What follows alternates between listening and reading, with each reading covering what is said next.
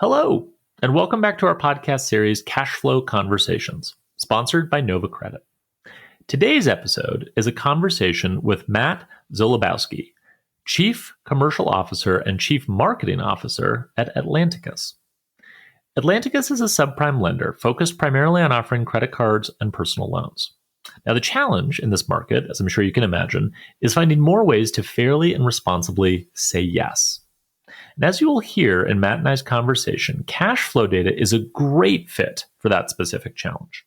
It provides a significant lift on top of traditional credit bureau data, both in terms of widening the credit box without adding risk and, just importantly, getting consumers better offers and pricing. I learned a lot from this conversation with Matt, and I trust that you will too. So here is episode 3 of Cash Flow Conversations.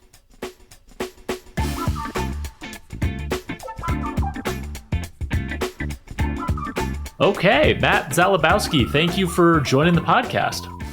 Happy to be here. I'm delighted to have you here. As I said in the intro, we are going to be nerding out about all things cash flow underwriting, possibly my favorite subject to talk about. And so we may get into some kind of relatively nerdy areas. But before we do, I want to level set a little bit and just give you a chance to give a brief introduction to your role and Atlanticus and what you guys do. Sure, happy to. I'll start a little bit about the company. So Atlanticus, not a household name. That's somewhat purposeful. We happen to be a holding company, and we have a family of brands that we leverage to facilitate financial solutions for what we call the everyday American. And so what do I mean by that? Our mission is just that. We want to empower better financial outcomes for everyday Americans. So a less probably endearing term might be subprime, right? Like that has been sort of our day in and day out. But we view this audience as one that is sometimes overlooked incorrectly, right? There's prime offerings out there, great products, right? And then you oftentimes kind of there's a big divide between that and then some sort of payday and lease to own offerings, and we sit right in between. And our mission there is, like I said, is to treat these people as best we can, right? We're grounded. There's a business play involved, but at the same rate, we think there's an opportunity to treat them fairly and provide credit options that they may not otherwise have had access to from other providers. Wonderful. Okay, so that actually is a perfect segue to my first question, which is obviously how cash flow underwriting fits into your overall strategy for serving that segment of customers. And I'll add just a little bit of context to this question, which I'd love you to respond to, which is that I think the way you just described kind of the gulf that exists between traditional kind of prime credit offerings and more of the sort of payday lending side of the industry. One of the ways I've always thought about that is that a lot of the structures that you get on kind of more of the payday lease to own side are almost like structural safeguards for the lender designed to guarantee like a certain level of profitability, right? And you can look at payday lending and the sort of recurrence of multiple loans over time. You can look at lease to own. Like there's different models, but in a lot of ways, the products are structurally designed, I feel like, to work with consumers that lenders just evaluating the consumer from a traditional sort of willingness and ability to pay using traditional credit data just can't get comfortable with, right? Hence the sort of gulf that exists between the two. I mentioned that just because it feels like cash flow data for this particular segment that you guys are focused on serving might be a way to kind of color in some of the gap that exists from a data perspective. Is that fair? No, I think that's very fair. I mean, for us, cash flow has been topical for a while. And the reason I say that is that I give credit to my colleagues that really are in the data day in and day out.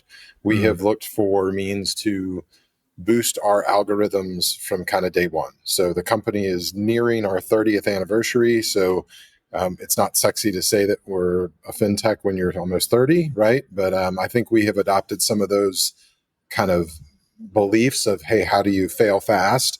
And with that, we've always looked to say, hey, well, what sticks to the wall, right? What makes that better? And cash flow is one of those, right? Like it is another attribute, but this one I think is meatier, right? I'm not dismissive. We certainly have looked into and leverage, hey, utility payments, cell phone engagement, right? Like those are great tools, but they're one bill, right? Or they're one mechanism, right? Whereas for us, yeah, cash flow, we really view it as something that has a means. It has two folds, and I think we'll get into that. There's definitely an acquisition element of, right, can I say yes? And then secondarily, there's sort of that, hey, what do we do with you once you're here? So we think there's a means for some account management plays as well. So no, we view it and we analyze it the same way we do with others, right? Like, does this make us better at being able to say yes? And if it does, great. And we so far think that there's something really there. And I think we'll get into this as well. But there's been some hurdles with it, right? You've got to get permission, and how do you do that? And how do you make sure that you get data that's good? And luckily, there's some great partners out there that we're working with that help enable that. Got it. That makes a lot of sense. And, you touched on a bunch of different areas that I definitely want to dig into. Make sure if I don't circle back to it, you remind me to circle back to cash flow servicing and portfolio management, because that's a topic that I'm pretty curious about. But before we get there, I would love to just understand a little bit more about sort of the objectives you had specifically around underwriting when using this data, because, I think, again, to your point about like other sources of alternative data, relative to utility data or cell phone data or some of these other areas, cash flow data has always struck me as both very central to the way that underwriters think about risk, but also like kind of just very natural and intuitive and fair. And you mentioned obviously wanting to treat your customers fairly. How does it kind of fit from like a sort of philosophical perspective almost within your existing underwriting process and how you approach that? Well, yeah, no, for sure. And I think you're right. I think fair is a great term because people are certainly aware of, there's this sort of ability to pay threshold, right? Like that we're supposed to look at that. And candidly, so much of that is self-reported, right? So, and it's not, and so don't interpret that as that we think, oh, someone's trying to game, but like this is this is real insight into that, right? Like all of a sudden, no, we have another data point. And candidly, sometimes that we do our best with UI and UX and make sure that you pose the question correctly. But a lot of times you don't even get great data there, right? So for us, there's definitely a fairness to it. I like that term because for us, it is supplemental in the sense of we're trying to take out some of the noise that comes in through some of the traditional bureau data. And so I'll pull on that thread a little bit, which is that we see quite a difference in bureau polls, right? So we have done, and again, some of these are outliers, and don't get me wrong, like we are heavily reliant on bureau data. So that this is not intended to be dismissive of what they do, but we'll pull somebody across multiple bureaus, and in one instance, we can see a 50-point differentiation in their score, where someone that's like we think is solely in our wheelhouse. We've got examples, and again, do I have thousands of them? Maybe not, but it's still telling when you pull a random sample, and I see someone that we would contemplate for our card, but we happen to have seen that they actually were presented an offer for an American Express Gold card.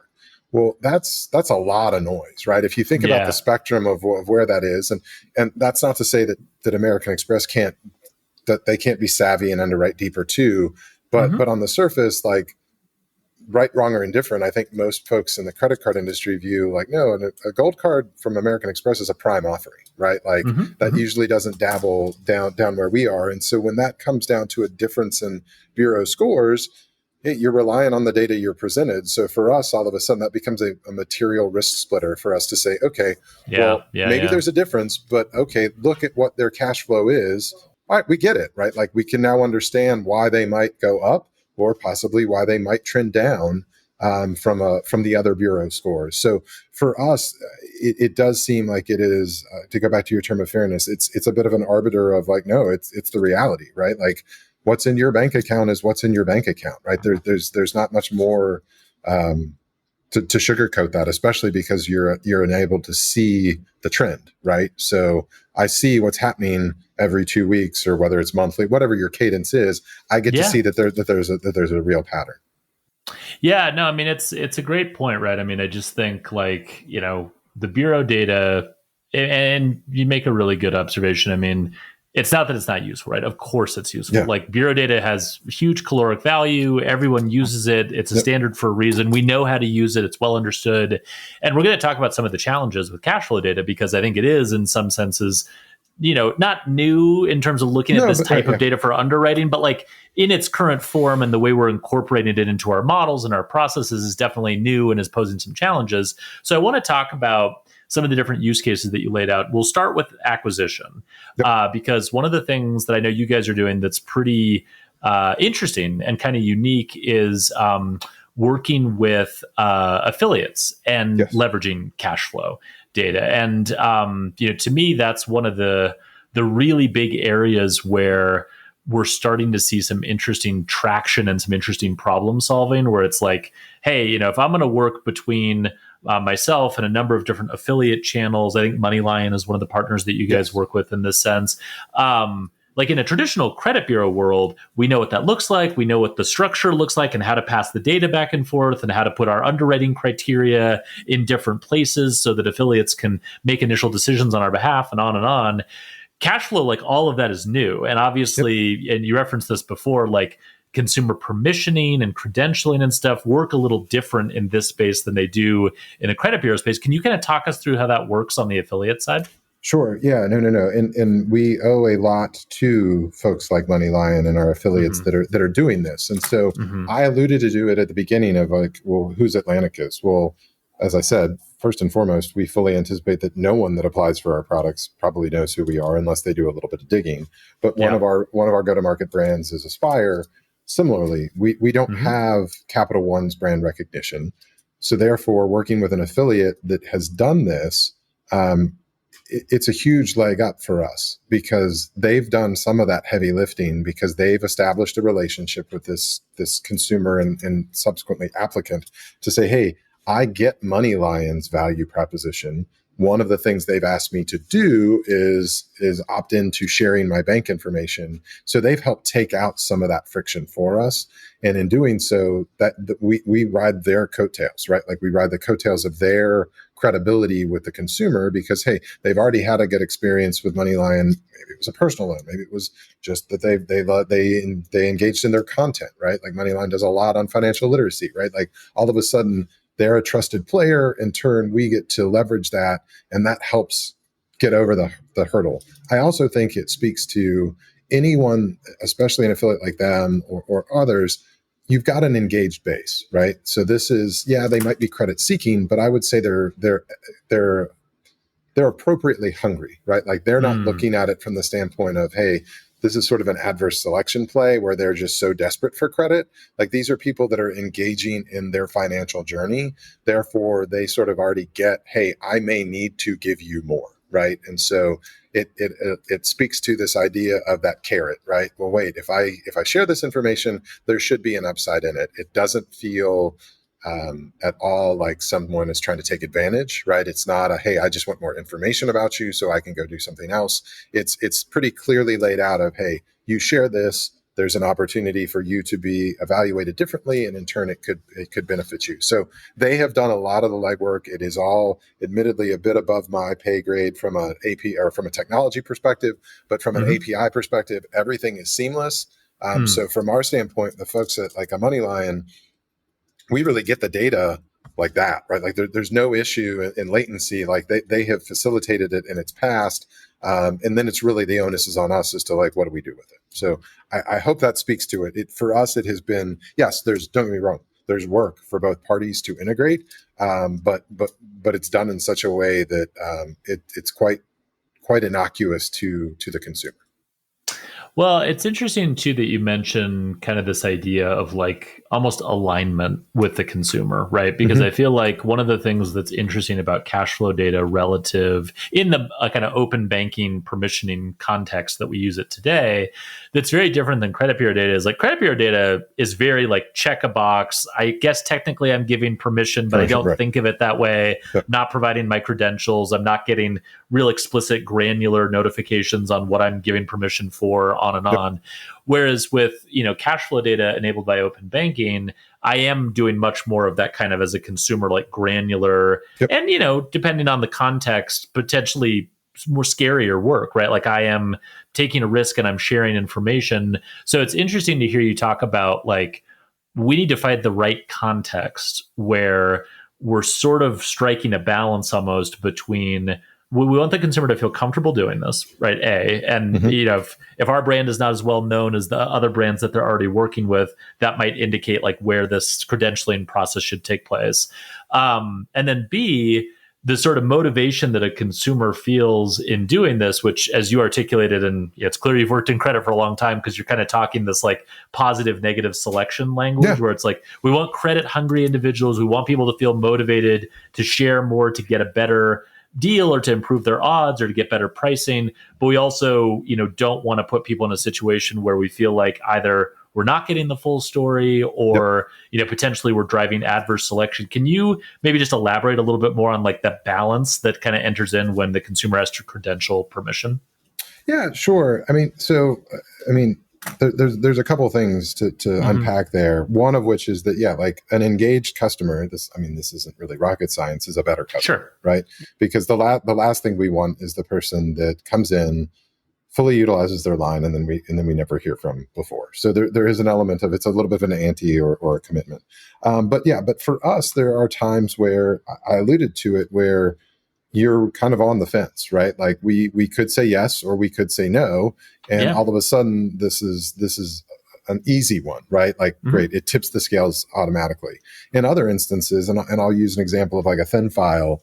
A thin file consumer is much harder, right? Yeah. Because Right. we don't always know, right? We don't Mm-hmm. always know, understandably, and we shouldn't, right? Based on, hey, we're supposed to fairly be making a decision, right? So I don't know if you're necessarily new to the country, or I don't know if you're younger, right? And you just don't have a long credit history. So for us, it dovetails in nicely. A colleague of mine talks about the fact that he works within risk that, he's got a son that's in college. And if I can see that he works at Chipotle and has $600 coming in a couple times a month, it's a win, right? Whereas before, I don't know, right? Like I can probably piecemeal from his bureau that they're younger, right? All of those things, but on the surface, there aren't many trade lines, all those sorts of Yeah. things. All of a That sudden, context is kind of missing, right? it's missing, right? Like Yeah. that's we are trying to make it less binary, right? Like that's one of the motivations here. And so for us, that's really where it comes in. And then the second wrinkle is that, and I'll admit we're probably more biased right now because it's still relatively new, I think, to a lot of people as Sure. to how to Sure. appropriately apply this is probably much more on the yes no, but we're also Mm. trying our best to determine, well, then what's the best offer, right? So let's say you were Yeah. a yes, right? But you've opted in, and now we see, oh wait, you have more cash flow than we anticipated. All right, you can actually get a better offer now, right? So we are Mm. trying to digest it in both fashions, right? So again, moving away from being yes or no to what's the right combination, right? So like we have levers we can pull, and all of a sudden, okay, well, yeah, you now qualify for a better line, right? So from that standpoint, we see it as a win on both levels. And then we haven't gotten as far into the account management. I know we said we might even revisit this later, but like Yeah. we think there's a use case there too, right? Because to jump to that, we regularly go out to folks and say, hey, we want to confirm what is your income, right? Like as a Sure. mechanism to like re-engage, especially let's say you've been on book for over a year, because sort of from a regulatory perspective, we've sort of got that grace, right? They've come in, they've told us what they make, ability to pay, great, we need to validate that. But if all of a sudden we have this on top of it, well, then it's another mechanism, right? Because now, again, our decision tree potentially has more arms, right? Like it could have just been like, oh, would we do something like a credit limit increase? maybe, or maybe they're at a spot where actually that should they graduate, or is it a different offering? All of those things start to come into play. And I'll admit that those were very, very early days there, but like we see potential for that as well, that this becomes not, it can live with you, right? Like if you're willing to maintain this, because that also speaks to, right? Like, don't get me wrong, we have plenty of people in our portfolio that are lifers that have a 600 FICO score, right? Sure, but for others that don't, right? Well, it can still be beneficial there because it's just it's another validation point. But for the others that are progressing, this as a means to, I think, accelerate that quite dramatically. That they could say, "Oh, wait, no, you're really ready for another product," right? Because at the end of the day, don't get me wrong, yeah, we like to have people on book, but if they're not in the right product with us, they're going to go somewhere else. And so, can we help facilitate that in a better fashion? When traditional credit data falls short, lenders still need the right insights to make their best decisions. That's where the credit infrastructure and analytics company Nova Credit comes in. Think of Nova Credit as a next-gen credit bureau, turning alternative data into reliable insights for smarter, more inclusive lending. With Nova Credit, you can confidently deploy cash flow underwriting and grow responsibly. Learn more at novacredit.com. That makes a lot of sense. And since you brought us to account servicing, I'm going to ask you a follow-up question there, because I really do think it's an interesting area, right? I mean, one of the things I think that comes up a lot on the account servicing side is, again, kind of revisiting the point I was making earlier. You know, credit bureau data is what we had, right? And so we would use it and we'd find ways to extract value out of it from all the different use cases we needed it for. And in some senses, for account management, it is convenient because, like, hey, I checked a box, and that box I checked a long time ago sort of gives you the ability to continue to use this data to monitor my performance. And there's not a lot of friction and like having to refresh that authorization or any of those things. So like it's convenient in some senses. But I've also always thought that from a data perspective, you know, bureau data is not updated frequently.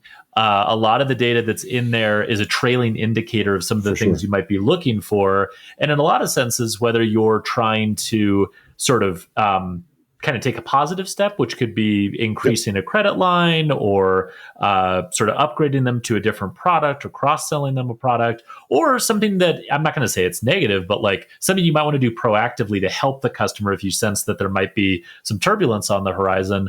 All of those are things that are much more kind of better informed and better steered, I would think, by ability to pay data that's real time, that's granular, and that gives you that context. So I know it's early, but any kind of sort of observations as you've kind of kicked the tires on those use cases? Yes. I mean, I think, and again, I'll sound like a broken record, very early days, but like we kind of think about folks, I alluded to, there's the early to credit, right? And there's also sort of like lifers that sort of live in this, hey, we maybe crudely, but they're sloppy payers and they know it. But it's sloppy is really the wrong term. Like as the other end of the spectrum, it's probably more savvy because they know what bill they can be late on and when they need to pay and not pay. So I've always heard that about that segment. Yeah. Where it's like, we're pretty strategic about the way we do this. Yeah. Yeah. They know. I mean, tangentially, we've done, interviews with folks and as we are right now, while this may be only be an audio format when it comes out, we see each other when we do some of these interviews. You will see, like, literally, I've seen multiple people that have a dry erase board behind them, and they prioritize the bill that they're the order in which they pay their bills, right? It's real. So tangent there, but no, a use case that we think is very real. There's another bucket in this audience where a life event has happened, right? So it could be a divorce, it could be medical, something has happened and it has caused a dip in their credit score. And I think this is where this could be quite influential because life happens, right? So therefore they did have to take a step back, but guess what? They're now back on their feet. Their income is up, right? They're in a different stage. And to your point, the trailing activity on a bureau is material, right? I can use a very personal example of friends that happened to get caught up, to date myself, but 2008, 2009, happened to be property owners in Florida. Guess what? That wasn't a great place to own property, especially if you get relocated for work. How do you move on that? Hey, what does that mean for your financial stability? Dual income household, right? But they took a hit because of some stuff with the mortgage. That's another one where like, oh wait, you look at them 6 months from then, they're back on their feet. They have the dual income reestablished, right? Those types of things. All of a sudden, it looks like a different picture, and you can offer them a different experience than you would have otherwise, maybe just because you have there's this black eye on their bureau. So we definitely think there's use cases there, and I think that's not to say that there's not applicable to new or people that are sort of historically in this subprime space, but I think that's another area where we can actually see, and I would say this is applicable not just for us, but probably the entire industry, right? Like. Probably more upstream where you could say, hey, wait, no, this is the type of customer we really want. They just happen to have a blip on the radar. Right. Absolutely. One. And on that note, and this is probably more of a sort of acquisition underwriting question, since I know you're a little further ahead there, but what are some like actual numbers in terms of performance improvements you've seen? Yeah, no. So initial results are showing us probably in the range of like a 15% lift. And what I mean by that is that, hey, when we have cash flow data being utilized, we're able to say yes when we otherwise would have said no. So our belief is we think that's sustainable, right? We hope it is. And for us, that's material, right? Like that's a great kind of efficiency number from which to engage on this. And so, yes, will it always be there? No. In pockets, it'll be better. In others, it'll be lower. But no, for us, we're quite bullish on this, that we see real upside, and we want to do this not only through our affiliates, but hey, how do we make it work for ourselves as well? Yeah, no, I love that. And I think to your point, I mean, these opportunities, to a certain extent, I think they do get arbitraged away over time as everyone gets more sophisticated on this stuff. But also at the same time, like as we've been talking about, this data is like deeply complementary to what you've been doing, right? And so it does make intuitive sense to me that there probably is a durable, chunk of consumers that you can either kind of approve, or you can, as you sort of put it earlier, like get them a better seat at the table in terms of pricing or an offer. I want to talk a little bit about the implementation questions for a second, because you referenced, I think, both sort of challenges as well as sort of areas where maybe the technology or the evolution of this space have maybe improved some things. So let's start on the challenge side, and then we can talk a little bit about solving those challenges or how things have gotten better. But like, if you were to talk to someone who is kind of new in this area, and obviously, I think you and I both know a lot of people who are taking a hard look at this right now, maybe for the first time. What are some of the kind of key areas that stand out as like, hey, this is not a blocker to implementation by any means, but this is like a thing you're going to want to try to solve for sooner rather than later? Yeah, no, I mean, well, one, I would say, the providers of the data have come a long way, right? And so 5, not quite 10, maybe even as 10, again, speaks to dating myself. But like, I remember early days when there was a lot of sand, right? Meaning someone would, and this was even myself, like I was a guinea pig early on, and I was like, I want to know how this works. And I'd be like, well, wait, I can't actually connect my bank, or if I do, it's taking a long time to do so. And that's improved dramatically. Now, that said, you still can't overlook it, right? Because there are real steps here, right? Like you alluded to it earlier, like you have to afford your credentials to enable someone to actually do this. So it's not just logging into your account, right? Like, I mean, it's essentially you're likely logging into, if it's an affiliate or ourselves, you're logging in there, and then they're asking again for more. So for us, like I said before, on the affiliate side, especially with MoneyLion, they've taken a lot of that sand out for us, because we then get the material or the data almost instantaneously from them, because they've done some of the work.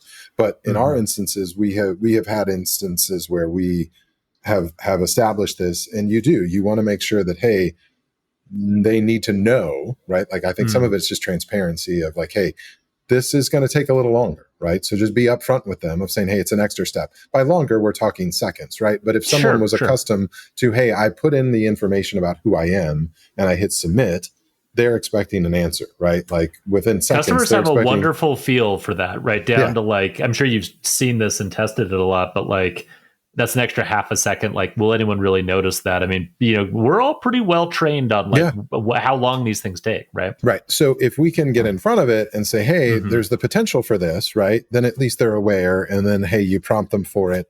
But you do need to be mindful. And I think you need to test it, and you need to test it on multiple platforms, right? Because I know it sounds obvious, but right, are they on a desktop or a laptop? Are they on their phone, right? Like what type of operating system are they on, right? All of these things do seem to matter from a use case. So you need to be buttoned up in your testing, but that doesn't mean that it's arduous. It's just more, you should be mindful. And then at that point, one of the things though that we have uncovered is that there's also then, well, what are we going to do with it, right? Because there are some that become a little bit more binary, even though I said we're trying to make it less binary. But there are some instances where like, hey, great, this is a validation, and we're now in a spot to say yes immediately. And in other instances, hey, wait, this is a little bit more nuanced. And so we're testing different avenues there. So in some instances, we can say yes or no immediately, or in others, we say, hey, bear with us, and we don't want to make you wait. Like we try to level set with you, like, hey, you'll hear from us. Now, is that the perfect outcome? Maybe not, but we think that's better than trying to make somebody sit there idly, because it's sort of, I guess, jargon within the industry is it's a bit of like an append, right? Like, so we don't want you to feel like, oh, well, wait, well, how long do I wait here? No, we'd rather just be like, hey, we'll be in touch. So is that perfect? No, but I think that's another one that's going to evolve, right? Like as we get better at digesting the data and leveraging it and improving our decision-making methodologies, we'll be faster as well. So I generally think though, for the most part, the days of like, oh, it's so difficult to integrate, I think those have passed because of things like API integrations. And I think for the most part, it admittedly probably based on generation, you might have a harder time getting a baby boomer to give this up, right? Whereas as you go younger in the profile, I think people are much more comfortable sharing this information, and it is not viewed as polarizing, right? Like it's we're not taking your money, we're not mining your money information or your spend from it. It is literally a line in so that we know what is coming into your bank account, rather than we don't have SKU level item understanding of like, oh my gosh, because you linked your Bank of America account, we know that you get HBO. No, we don't know that, right? Like we just know that you happen to be getting paid on a regular basis. Yeah, no, that makes sense, and I think that it kind of poses this question, which I actually really did want to spend a couple of minutes on as we wrap up, which is beyond the kind of really measurable metrics that we've been talking about, right? In terms of being able to approve some of those marginal declines, or being able to potentially deliver better offers or better pricing. Beyond those, I'm curious to how you think more about kind of the broader strategic value of this technology for Atlanticus, because I think that what I've seen is there's almost this kind of leaning in a bit to like the idea that this is, empowering consumers. This is going to help us sort of understand them on a much broader level. How does that apply to your business? No, I think that's fair. And I think it goes back to like, if we really are trying to do better by this consumer, it's an element of us leaning in, right? I think it's kind of a demonstration of commitment, right? Because the tried and true everyone is doing, and I will be surprised that each day you can look at the headlines and someone else is saying, hey, we're adopting cash flow underwriting.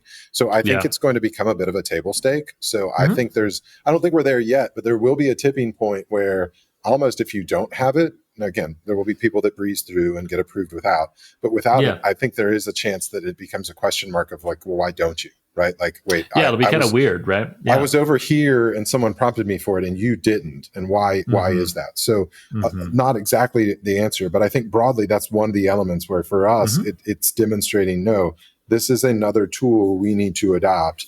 I think it is a different type where it is a commitment from both parties. To reiterate, we think those are the best kind of consumer engagements are those, if we're serving you and you're in it, right? Like, I can debate with my ops team that they don't want people to necessarily call in, But guess what? A lot of times the people that call in are the engaged consumer that actually Sure. stays with us longer, right? So it's a little bit of it's apples and oranges, right? But like there is a thread there where we think there is a commonality of which this demonstrates commitment on both parts. And so for us, we look at it as just that, is that we're tech first, but we're so data heavy, right? And this only complements what we're doing. And it's for us a mechanism to say, hey, how else can we use this? So for us, no, we do not, so far, everything is testing, right? To your point, is there ever a day where it becomes so marginalized? Maybe, but I doubt it, because it's real time, right? Like it's real information about the consumer that is instrumental to lending, right? It goes back to, right? Like long ago when someone wrote down, hey, at the general store, at the mercantile, that you took this, you had a sense because you knew that person was they either had crops or they didn't, right? And that's why you were willing to extend credit. It just gives you another lens into that world. I think at times we try to overthink credit, because I use that example purposely. Like that's how it started, right? It was bartering that then turned into, well, you're good for the barter, so I know you're going to sell your goods, therefore you can pay me back and I'm comfortable with it. There's still a lot of that there. It's a lot more sophisticated, right? And we have a lot more information to facilitate it. But for us, it's another tool in that toolkit for us to use. And so no, for us, we're quite excited about it, because we think it can be a material of importance to us, not only from hey, today, but tomorrow, as I alluded to, of hey, it's table. I think it'll become table stakes. Yeah, no, I agree. And I think just to put a fine point on that, I mean, it just feels like, I've always sort of divided credit risk stuff up into, this is useful for decision making, but really deeply unintuitive to the end customer. Yeah. And this is useful for decision making and deeply intuitive to the customer. Yes. And the first category is tough, right? Because even if you can get comfortable from a regulatory perspective and a compliance perspective, there's still kind of just a natural friction of like, why are you asking that for me? Or I'm getting a declination reason. It doesn't make sense. Whereas like I've never talked to a non-fintech nerd in my life about any of this stuff where I'm explaining cash flow underwriting and they're like, that doesn't make sense. Like, of course it makes sense. Like, it's just naturally intuitive. It's the way it's the first question you would think a lender would want to know about you is how much money do you make and what's the kind of flow of your cash flow. So I think that speaks to just like the durability and its importance. And I want to wrap up by asking you about how, this kind of fits into your guys' roadmap more broadly, because obviously, one of the pieces of news for you guys is you just completed a big merger that's going to double your managed portfolio. And I think it actually puts you in the top 25 of all credit card issuers, which is pretty impressive, especially given that your brand does fly a little bit under the radar relative to these other ones. So I'm curious, as you kind of think broadly post that deal and kind of your growth strategy for both companies, how you see this fitting into that. Yeah, no. One, thanks for acknowledging it. Yeah, we're excited. Absolutely, we are very much in the throes of the kind of integration and assimilation. So it's still a lot of bringing people together and systems together, and as oversimplified as it is, it's like, well, wait, when does everybody get a unified email address, right? Like we're still in those stages. I've been there. Oh, yeah. But that said, we think there's a lot of parallels, right? So for those that aren't familiar with the Mercury platform or their book of business, they stayed much closer to prime, so that true near prime. And for us, we're very excited because we think they bring to bear some technology and some insights into that space where, candidly, we had been, a couple steps below them and sort of the credit hierarchy. So they, the old adage of like, hey, we think they've got some better mousetraps for some things. So we're excited there, but we still think it's applicable, right? Because at the end of the day, this might be a lot more about line assignment, right? Because both, right sizing, right? We think that and again, I also think, given the kind of value proposition of this product, which is, to call a spade, if you truly are a sub 600, you're going to have a higher APR and likely a higher annual fee. right? But if you're on the verge of being prime, you're looking for a different product, right? And so all of a sudden the risk decisions, I don't want to say that they're more important. I think they are more nuanced, right? Because at that point, and especially somebody that is, I go back to a thinner file, but maybe they're new to this country, they know what their income is, right? And they are looking for a more prime product. And so that type of offering, I think this also becomes highly important for us there, because great, you're new to the country, but you actually make six figures. Okay, that's different, right? Right. Totally. We don't see a whole lot on you, but you're making $150,000 a year. Great, wonderful, right? Like that makes it a lot easier. So no, we think the use case is very similar. Again, it's degrees, right? Like you're kind of turning the dial, right? To say, hey, well, this is down here for this frequency, and this is a slightly different frequency up here, and we will apply similar things. To be determined, right, exactly how the use cases play out there, but we think they're very similar. That's awesome. Well, that I think is a great place to leave it. Matt, thank you so much for taking the time. Truly, I always love nerding out on this particular topic, and I learned a lot. So appreciate you coming on, and hopefully we'll have you back on in the future. Sounds good. Really appreciate it, Alex. Thanks for the time. Thank you. Thanks so much for listening. This episode was brought to you by Nova Credit. They're a credit infrastructure and analytics company and a CRA, helping businesses grow responsibly with alternative credit data. Confidently deploy cash flow underwriting with Nova Credit's proven platform. Learn more at novacredit.com.